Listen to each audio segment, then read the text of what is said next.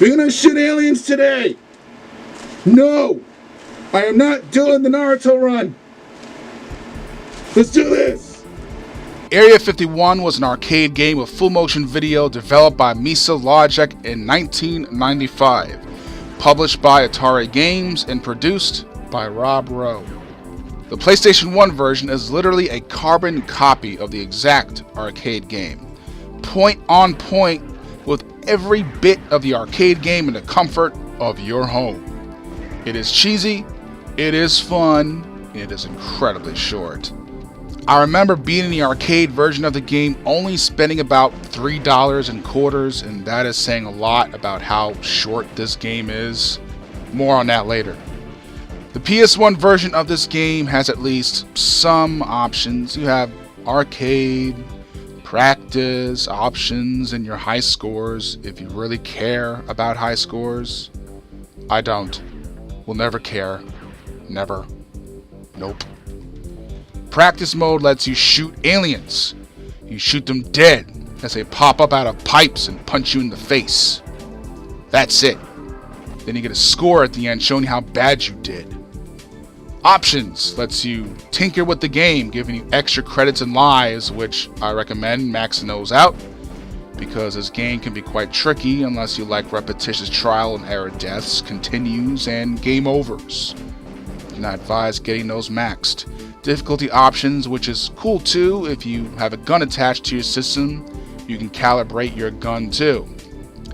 If you're emulating this game, reloading is impossible, because originally what you're supposed to do is point your gun off screen and pull the trigger to reload. Yeah, not gonna work here. So I had to switch to normal controls with the gamepad and this very slow, awkward targeting reticle that is full of jank. More on that in a bit. Arcade mode lets you play the game. Then you can start from the beginning or jump ahead. You also get this option on the arcade version of the game. Then you get hilarious acting. Then you're shooting aliens. Now with the targeting reticle, as I said before, is full of jank. So much full of jank that you wonder why light gun games let you play with a controller.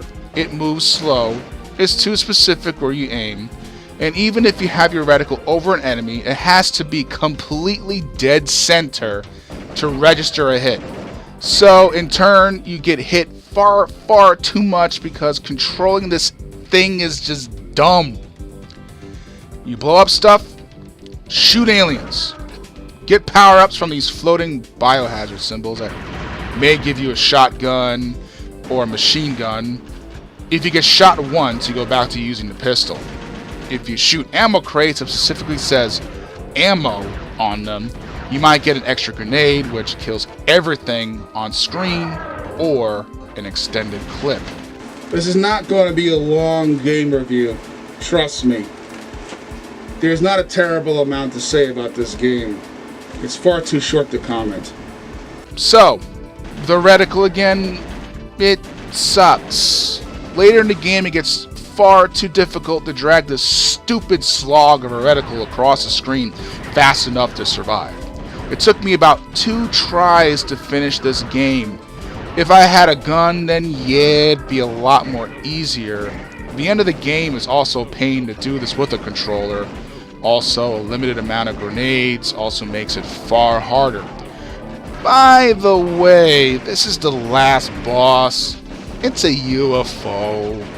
You fight a bunch of spawning aliens and shoot the UFO at the same time. Shoot enough times and this is the ending.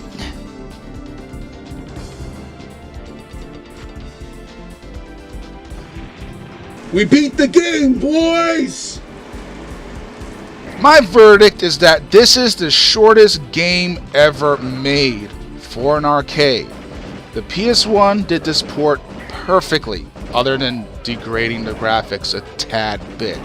But other than that, it's a solid port. It took me less than an hour to complete this game.